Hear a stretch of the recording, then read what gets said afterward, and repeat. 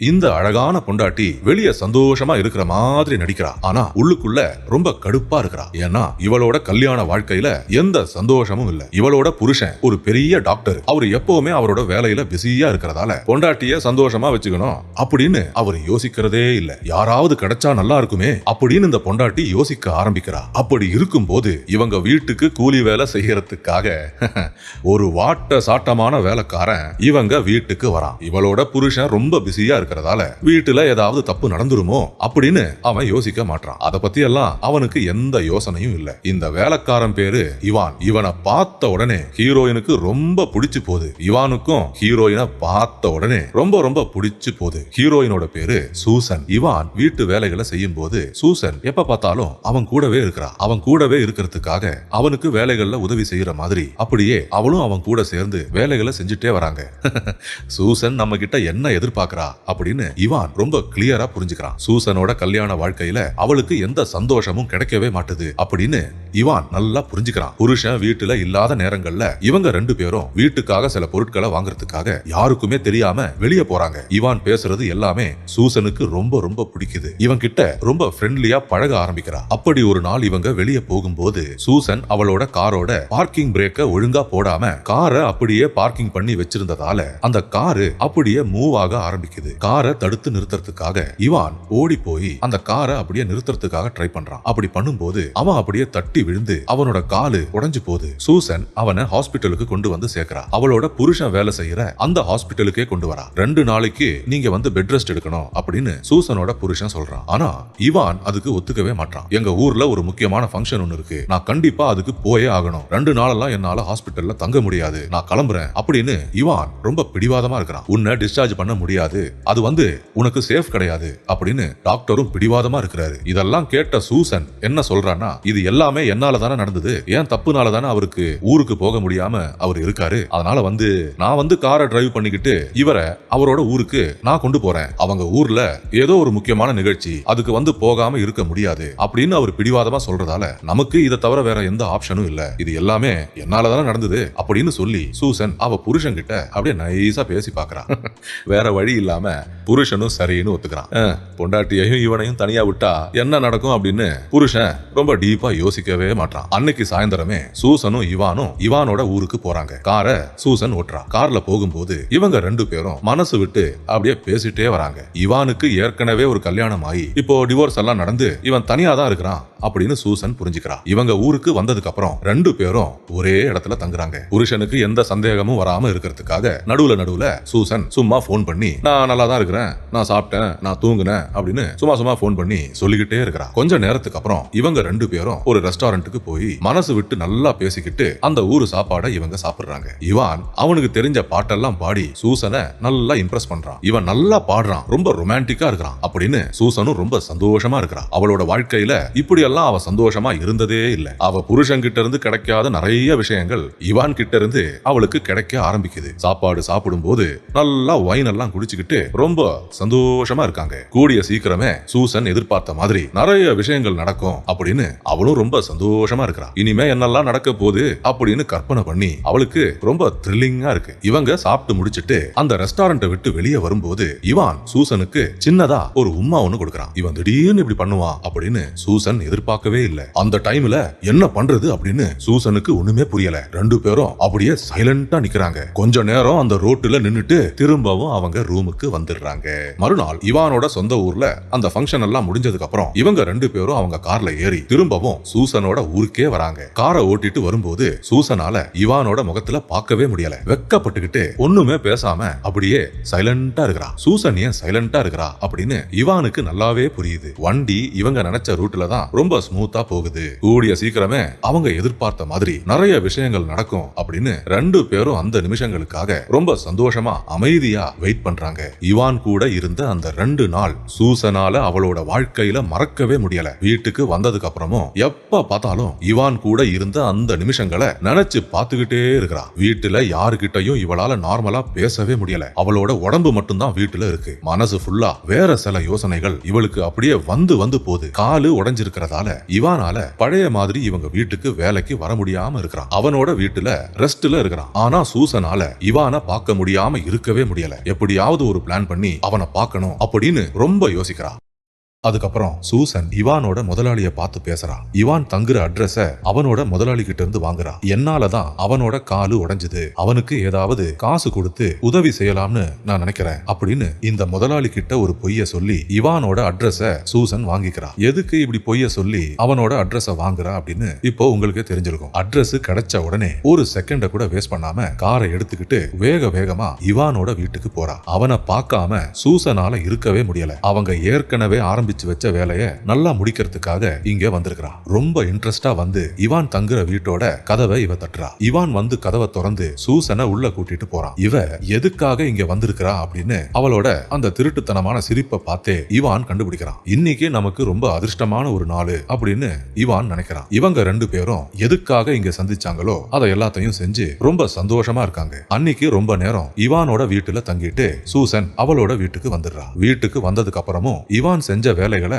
அவளால மறக்கவே முடியல. வீட்டுல என்ன வேலை செய்யும் போதும் அவன் செஞ்ச விஷயங்கள் அப்படியே கண்ணு முன்னாடி வந்து வந்து போகுது. உடனே போனை எடுத்து இவானுக்கு போன் பண்றா. ஏய், நீ எங்க இருக்கிற? உன்னை பார்க்கணும் போல இருக்கு அப்படின்னு சொல்றா. நான் வீட்டுல தான் இருக்கிறேன், இன்னைக்கு ஃபுல்லா நான் ரொம்ப ஃப்ரீ, எந்த வேலையும் இல்ல, ஃப்ரீயா இருக்கிறேன் அப்படின்னு இவான் சிரிச்சுக்கிட்டே சொல்றான். இத கேட்டதும் சூசன் ரொம்ப சந்தோஷமா இருக்கிறா. அப்புறம் என்ன, ஒரு செகண்ட கூட வேஸ்ட் பண்ணாம காரை எடுத்துக்கிட்டு வேக வேகமா இவானோட வீட்டுக்கு போறா. வண்டியை ஓட்டும் போது கூட இன்னைக்கு இவானை பார்த்ததுக்கு அப்புறம் என்னெல்லாம் நடக்க போகுது அப்படின்னு மனசுக்குள்ள கற்பனை பண்ணிக்கிட்டே கண்டதையும் யோசிச்சுக்கிட்டு அப்படியே ரொம்ப சந்தோஷமா வண்டியை ஓட்டுறா. கொஞ்ச நேரத்துக்கு அப்புறம் இவானோட வீட்டுக்கு வந்துடுறா. இவான் அன்னைக்கு ஃபுல்லா ஃப்ரீயா இருந்ததால அன்னைக்கு ரொம்ப நேரம் சூசன் அவனோட வீட்டுல தங்குறா. அங்க இருந்த ஒரு நிமிஷமும் ரொம்ப சந்தோஷமா இருக்கிறா. என்னோட வாழ்க்கையில நான் இவ்வளவு சந்தோஷமா இருந்ததே இல்ல அப்படின்னு இவான் கிட்ட திரும்ப திரும்ப சொல்லிட்டே இருக்கிறா. அதை கேட்கிற இவானும் ரொம்ப ஹாப்பியா இருக்கிறான். அவன் செஞ்ச வேலைகளை யோசிச்சு ரொம்ப பெருமையா இருக்கிறான். வீட்டுக்கு போகிறதுக்கு மனசே இல்லாம சூசன் அவளோட வீட்டுக்கு வந்துடுறா. வீட்டுல எந்த வேலையும் அவளால செய்யவே முடியல. இவான் கூட இருந்த அந்த நிமிஷங்களை யோசிச்சு பார்த்துக்கிட்டே இருக்கிறா. அப்பதான் அவளோட வாழ்க்கையில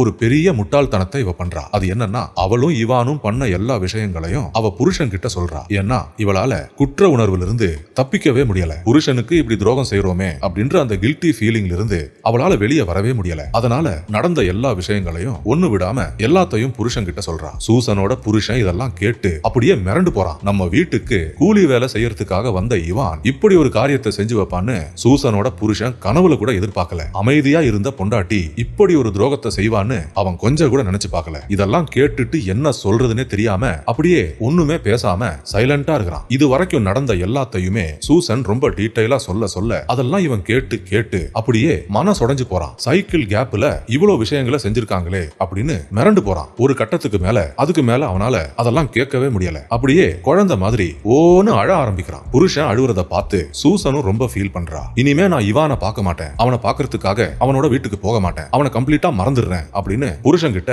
சூசன் சத்தியம் பண்ணி கொடுக்கறா. ஆனா பண்ண சத்தியத்தை உடைச்சிட்டு மறுநாளே இவானுக்கு போன் பண்ணி பேசுறா. டேய் இவான், எங்க இருக்கிற? இன்னைக்கு ஃப்ரீயா இருக்கிறியா? நானும் ஃப்ரீயா தான் இருக்கிறேன், என்னால உன்னை பார்க்காம இருக்கவே முடியல. அப்படி அவங்க இனிமே எப்ப சந்திக்க போறாங்க அப்படின்னு ஒரு டேட்டை இவங்க பிக்ஸ் பண்றாங்க. அன்னைக்கு சாயந்தரம் சூசன் அவ புருஷன் கூட ஒரு ரெஸ்டாரண்ட்டுக்கு சாப்பிடறதுக்காக வரா. பொண்டாட்டி பண்ண தப்ப எல்லாத்தையுமே மறந்துட்டு இவனும் கொஞ்சம் கூட வெக்கமே இல்லாம அவ கூட சந்தோஷமா சாப்பாடை சாப்பிட்டுக்கிட்டு அப்படியே இருக்கிறான். என்னடா புருஷன் இவன் அப்படின்னு சூசனுக்கு ஒண்ணுமே புரியல. வீட்டுக்கு வந்ததுக்கு அப்புறம் திரும்பவும் போனை எடுத்து இவானுக்கு போன் பண்றா. அவன் போனை எடுக்காததால அவனை தேடிக்கிட்டு அவனோட இடத்துக்கே வரா. கொஞ்சம் எக்ஸ்ட்ராவா காசு சம்பாதிக்கிறதுக்காக இவான் ஒரு ரெஸ்டாரண்ட்ல பார்ட் டைமா வேலை செய்யறான். அந்த ரெஸ்டாரண்ட்டுக்கு சூசன் வரா. டேய், இன்னைக்கு ஃபுல்லா ஃப்ரீயா இருப்ப அப்படின்னு சொல்லிட்டு இங்க வந்து ரெஸ்டாரண்ட்ல வேலை செய்யற, அப்ப என்ன இன்னைக்கு பார்க்க முடியாதா அப்படின்னு சூசன் கேட்க இவான் சொல்றான், அதெல்லாம் ஒண்ணும் இல்ல, எனக்கு ஒரு 5 நிமிஷம் கொடு, இங்க வேலையை முடிச்சிட்டு நம்ம சந்திக்கலாம், நீ போய் அந்த சேர்ல உட்காரு அப்படின்னு இவான் சூசன் கிட்ட சொல்றான். இவளும் அங்க போய் உட்கார கொஞ்ச நேரத்துக்கு அப்புறம் இவான் அவனோட வேலையெல்லாம் முடிச்சிட்டு ரெண்டு பேரும் இவானோட வீட்டுக்கு போறாங்க. அப்புறம் என்ன, அன்னைக்கு ஃபுல்லா ரொம்ப சந்தோஷமா இருந்துட்டு சூசன் அவளோட வீட்டுக்கு வரா. வீட்டுக்கு வந்து அன்னைக்கு நடந்ததெல்லாம் யோசிச்சு சந்தோஷமா இருக்கலாம் அப்படின்னு இவ யோசிக்கும் போது அன்னைக்குன்னு பார்த்து இவளோட மாமனார் மாமியார்லாம் வீட்டுக்கு வந்துடுறாங்க. வேற வழி இல்லாம அவங்க கூட உட்காந்து சாப்பாடு சாப்பிடுறா. ஆனா இவளோட உடம்பு மட்டும்தான் இந்த வீட்டுல இருக்கு. மனசு ஃபுல்லா அன்னைக்கு இவான் கூட இருந்த நிமிஷங்களை அப்படியே யோசிச்சு பாக்குறா. எல்லாருமே சாப்பிட்டுட்டு இருக்கும்போது இவான் சூசனோட மொபைலுக்கு கால் பண்றான். சாப்பாடு அப்படியே விட்டுட்டு போய் இவ போனை எடுத்து எடுத்து அப்படியே பேசுறா. அதை எல்லாத்தையுமே சூசனோட புருஷனும் பாக்குறான். சாப்பாடெல்லாம் விட்டுட்டு அப்படியே போய் போன்ல பேசுறான்னா அப்போ அது கண்டிப்பா இவானா தான் இருக்கும் அப்படின்னு சூசனோட புருஷனும் கரெக்டா கண்டுபிடிக்கிறான். ஒரு ஓரமா போய் பொண்டாட்டி போன்ல யார் கூடவோ சிரிச்சு சிரிச்சு பேசுறத சூசனோட புருஷன் பாக்குறான். இவ திருந்தவே மாட்டா. நம்ம கிட்ட பொய் சத்தியத்தை போட்டுட்டு இவான் கிட்ட இனிமே பேச மாட்டேன், அவனை பார்க்க மாட்டேன் அப்படின்னு நம்ம கிட்ட பொய்ய சொல்லிட்டு நம்மளை ஏமாத்தி இப்போ திரும்பவும் அவங்க கிட்ட பேசுறா அப்படின்னு புருஷன் கிளியரா பாக்குறான். சூசன் வீட்டை விட்டு வெளியே போகாம இருக்கிறதுக்காக அவளை அவளோட ரூமுக்குள்ள வச்சு அப்படியே லாக் பண்றான். அவ உள்ள இருக்கும் போது ரூமோட கதவை அப்படியே வெளியே இருந்துகிட்டு அப்படியே லாக் பண்றான். புருஷன் இப்படி பண்ணதால சூசனால இந்த ரூமை விட்டு இனிமே வெளியே போகவே முடியாது. இனிமே இவானை எப்படி பாக்குறது அப்படின்னு யோசிக்கிறா. புத்திசாலித்தனமா ஏதாவது பிளான் பண்ணாதான் இந்த ரூமை விட்டு தப்பிக்க முடியும் அப்படின்னு யோசிக்கிறா. ஏன்னா இவளால ஒரு செகண்ட் கூட இவானை பார்க்காம இருக்கவே முடியல. அதுக்கப்புறம் அவ ரூம்ல இருக்கிற ஜன்னலை திறந்து அது வழியா வீட்டை விட்டு எஸ்கேப் ஆகி இவானை பாக்குறதுக்காக அவனோட வீட்டுக்கு வரா. ரெண்டு பேரும் சந்திச்சதுக்கு அப்புறம் சும்மா இருப்பாங்களா? சூசன் அன்னைக்கு நைட்டு ஃபுல்லா இவானோட வீட்டிலேயே தங்குறா. ரெண்டு பேரும் நிறைய விஷயங்களை செஞ்சுக்கிட்டு ரொம்ப சந்தோஷமா இருக்காங்க. கதவை லாக் பண்ணியும் பொண்டாட்டி தப்பிச்சு போயிட்டாலே அப்படின்னு சூசனோட புருஷன் ரொம்ப கடுப்பா இருக்கிறான். சூசன் இப்படி எல்லைய மீறி போறதால அடுத்தது என்ன பண்றது அப்படின்னு சூசனோட புருஷனுக்கு தெரியல. மதியானம் 1 மணிக்கு சூசன் அவளோட வீட்டுக்கு வரா. இவ்வளவு நேரம் இவான் கூட இருந்துட்டு வேலையெல்லாம் முடிஞ்சதுக்கு அப்புறம் இப்பதான் வீட்டுக்கு வரா. இவ்வளவு நேரம் நீ எங்க போயிட்டு வர அப்படின்னு புருஷன் கேக்குறான். நான் எங்க போயிட்டு வரேன், என்ன பண்ணிட்டு வரேன் அப்படின்னு உனக்கு ரொம்ப கிளியரா தெரியும். அப்படி தெரிஞ்சிருந்துகிட்டோம் அதெல்லாம் ஏன் கேக்குற அப்படின்னு சூசன் ரொம்ப திமிரா பேசிட்டு அவளோட ரூமுக்கு போறா. இங்க வந்து அவளோட பேக் எல்லாம் பேக் பண்ணிக்கிட்டு நான் இந்த வீட்டை விட்டுட்டு போறேன், இனிமே நான் உன் கூட வாழ மாட்டேன், எனக்கு டிவோர்ஸ் வேணும் அப்படின்னு சொல்லிட்டு சூசன் இந்த வீட்டை விட்டுட்டு அப்படியே கிளம்ப பாக்குறா. டிவோர்ஸ் எல்லாம் தர முடியாது, இந்த வீட்டுல தான் நீ இருக்கணும் அப்படின்னு சூசனோட புருஷன் சொல்றான். புருஷன் எவ்வளவு சொல்லியும் கேட்காம சூசன் அவ சொன்னதுலயே பிடிவாதமா இருக்கிறா. அவளோட பேக் எல்லாம் எடுத்துக்கிட்டு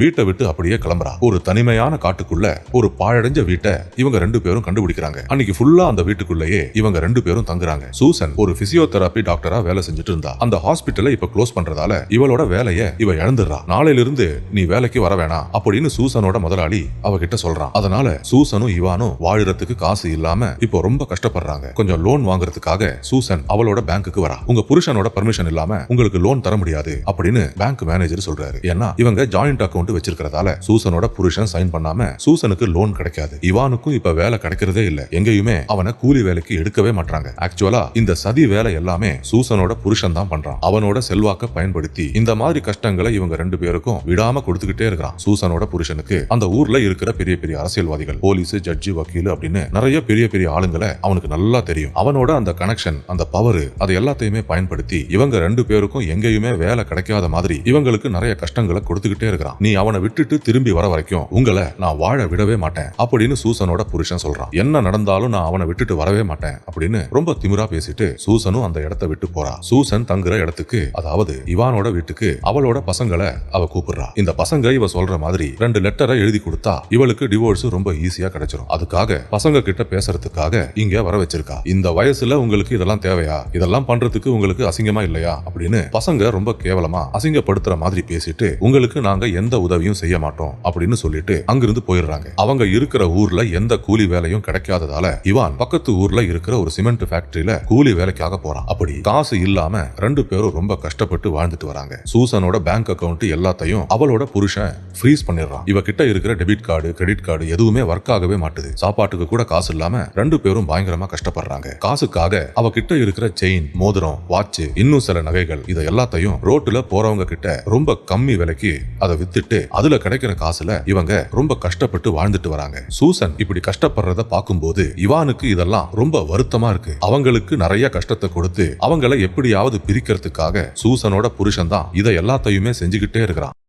அதுக்கப்புறம் சூசன் இதுக்கு மேல வர வழி இல்லாம காசுக்காக ரொம்ப கஷ்டப்பட்டுக்கிட்டு அவளோட புருஷனை பாக்குறதுக்காக போறா. புருஷன் கிட்ட கெஞ்சி பாக்குறா. நாங்க ரெண்டு பேரும் சாப்பிடுறதுக்கு கூட காசு இல்லாம ரொம்ப கஷ்டப்படுறோம், எங்களை தயவு செஞ்சு வாழ விடு, என்ன டிவோர்ஸ் பண்ணிட்டு எனக்கு கொடுக்க வேண்டிய மெயின்டெனன்ஸ் பணத்தை தயவு செஞ்சு கொடு, இதுக்கு மேல உன்னை எந்த தொந்தரவும் பண்ணாம நாங்க எங்கேயாவது போய் நிம்மதியா வாழ போறோம், தயவு செஞ்சு எனக்கு கொடுக்க வேண்டிய காசை கொடுத்துடு, நான் உன்னை கெஞ்சி கேட்டுக்கிறேன் அப்படின்னு சூசன் அவ புருஷன் கிட்ட அவளால முடிஞ்ச அளவுக்கு கெஞ்சி கெஞ்சி கேட்டுக்கிட்டே இருக்கிறா. ஆனா சூசனோட புருஷன் டிவோர்ஸ் கொடுக்க முடியாது, அப்படின்னு அவன் சொன்னதுலயே பிடிவாதமா இருக்கிறான். ஏன்னா இவளுக்கு டிவோர்ஸ் கொடுத்துட்டா இவளுக்கு காசு கிடைச்சிரும். அதுக்கப்புறம் அவங்க 2 பேரும் ஹாப்பியா நிம்மதியா வாழ்ந்துருவாங்க. அது மட்டும் சூசனோட புருஷனால தாங்கிக்கவே முடியாது. அதனால என் உயிரே போனாலும் உனக்கு டிவோர்ஸ் மட்டும் நான் கொடுக்கவே மாட்டேன் அப்படின்னு அவன் ரொம்ப பிடிவாதமா இருக்கிறான். சரி ஆள விடுறா சாமி, இவன் கிட்ட எவ்வளவு கெஞ்சினாலும் நமக்கு டிவோர்ஸ் கிடைக்காது அப்படின்னு சூசன் புரிஞ்சுக்கிறா. அதனால அங்கிருந்து கிளம்புறா. காசு சம்பாதிக்கிறதுக்காக இப்போ சூசனும் கூலி வேலை செய்ய ஆரம்பிக்கிறா. இவானும் சூசனும் ஒரே இடத்துல ஒரே ஃபேக்டரியில கூலி வேலை செய்யறாங்க. அப்படி இருக்கும்போது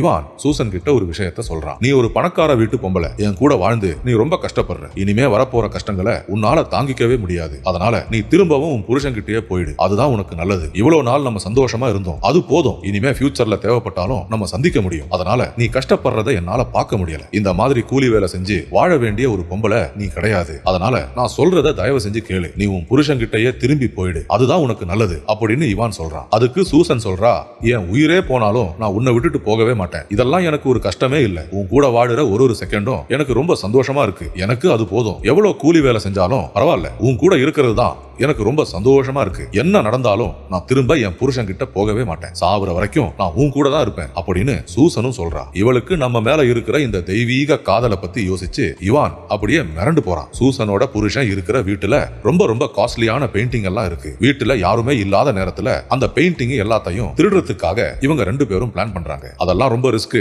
அதெல்லாம் வேணாம் அப்படின்னு இவான் எவ்வளவோ சொல்லி பார்க்கறான். ஆனா சூசன் அதெல்லாம் கேட்கவே மாட்டா. டேய் முட்டாள், நம்ம கிட்ட காசே இல்ல, இப்போ காசுக்காக நமக்கு இதை தவிர வேற எந்த வழியும் தெரியல அப்படின்னு சூசன் சொல்றா. அவங்க பிளான் பண்ண மாதிரியே சூசனோட புருஷன் வீட்டுல இல்லாத நேரமா பார்த்து அந்த வீட்டுக்குள்ள இவங்க வந்து செவுத்துல இருக்கிற காஸ்ட்லியான பெயிண்டிங்ஸ் எல்லாத்தையும் இவங்க 2 பேரும் திருடுறாங்க. வீட்டுல பெயிண்டிங் எல்லாமே திருட்டு போன விஷயத்த சூசனோட புருஷன் தெரிஞ்சுக்கிறான். இது கண்டிப்பா சூசனும் இவானும் தான் செஞ்சிருப்பாங்க அப்படின்னு போலீஸ்ல கம்ப்ளைண்ட் பண்றான். அவங்க மேல கேஸ் கொடுத்து அவங்களை எப்படியாவது அரெஸ்ட் பண்ணணும் அப்படின்னு போலீஸ்ல அவனோட செல்வாக்கை யூஸ் பண்ணி ரொம்ப ட்ரை பண்றான். அவங்க திருடின பெயிண்டிங்கை விற்கிறதுக்காக சூசனும் இவானும் பக்கத்து ஊருக்கு போய் அதை வித்து காசாக்கிறதுக்காக அவங்களும் ரொம்ப ட்ரை பண்றாங்க. அவங்க ஊருக்குள்ள அதை வித்தா கண்டிப்பா மாட்டிப்பாங்க அப்படின்னு அவங்களுக்கு நல்லாவே தெரியும். அதனால பக்கத்து ஊருக்கு போய் அவங்க திருடின பெயிண்டிங்கை விற்கிறதுக்காக இவங்க முயற்சி பண்றாங்க. அப்படி இருக்கும்போது இவங்க இருக்கிற லொகேஷனை ட்ராக் பண்ணிக்கிட்டு போலீஸ் இங்க வந்துடுறாங்க. இவானை அரெஸ்ட் பண்ணி போலீஸ் ஸ்டேஷனுக்கு கொண்டு போறாங்க. இவ்வளவு நேரமாயும் இவான் திரும்பி வரவே இல்லையே அப்படின்னு சூசன் ரொம்ப டென்ஷனா இருக்கிறான். அவனுக்கு என்னாச்சு, அவன் இப்ப எங்க இருக்கிறான் அப்படின்னு சூசனுக்கு ஒண்ணுமே தெரியல. கொஞ்ச நேரத்துக்கு அப்புறம் இவங்க இருக்கிற லாட்ஜுக்கு சூசனோட புருஷன் வந்துடுறான். பெயிண்டிங் எல்லாத்தையும் நீங்க தான் திருடினீங்க